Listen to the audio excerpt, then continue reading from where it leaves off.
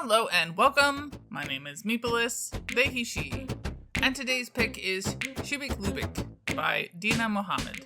Originally published in Arabic, the edition I read was an English translation published by Pantheon Books in 2022. A thick read, I picked up this urban fantasy title as part of trying to read more books from the Middle East for reasons I hope are pretty obvious. My goal is to post in the comments a list of my reviews so far in this TBR. Content notes for loss of limbs, smoking, imprisonment, harm to children / death of children, spousal abuse, and needles. Leaning into the fact that it was originally written in Arabic, much like most manga these days, Shubeik Lubeik is read, even in this English translation, from right to left. Keywords that came to mind reading this volume: speculative, urban fantasy, alternative presence, philosophy, family, and education. The summary is, quote, a brilliant and imaginative debut graphic novel that brings to life a fantastical Cairo where wishes are real. Author, illustrator, and translator Deena Mohamed presents a literary, feminist, Arabic-centered graphic novel that marries magic and the socio-political realities of contemporary Egypt. Shubeik Lubeik, a fairy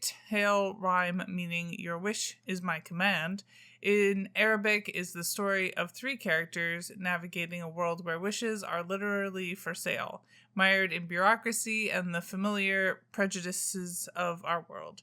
The more expensive the wish, the more powerful and therefore the more likely to work as intended. The novel's three distinct parts tell the story of three first-class wishes, as used by Aziza, Nour, and Shokry, each grappling with the challenge inherent in trying to make your most deeply held desires come true. Deena's mix of calligraphy and contemporary styles brings to life a vibrant Cairan neighborhood and a cast of characters whose struggles and triumphs are deeply resonant. Shubeik Lubeik heralds the arrival of a huge new talent and a brave, literary, political, and feminist new voice in comics. End quote. Looking at their website about page, Mohamed was inspired to write this comic by their undergraduate thesis that involved them researching the history of Egyptian comics. They've also been working for a while on a superhero webcomic titled Cairo that definitely sounds very interesting. Flipping through the artwork, I was really impressed with the carefully curated variety of color selection and styles, every choice building up the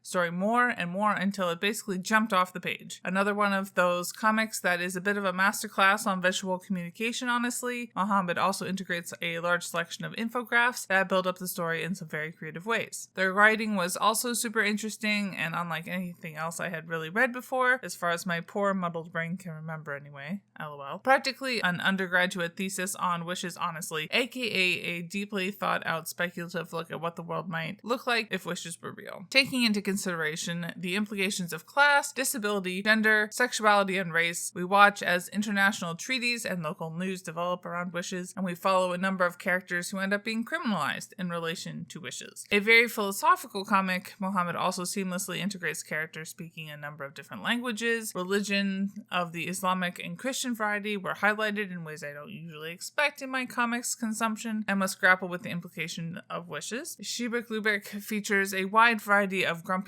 but endearing elder characters, which is also nice. Wrapping things up, I would rate this book 5 out of 5 stars and generally highly recommend. Despite how grim the story gets at points, I will say I was pretty amused by how things wrapped up at the end.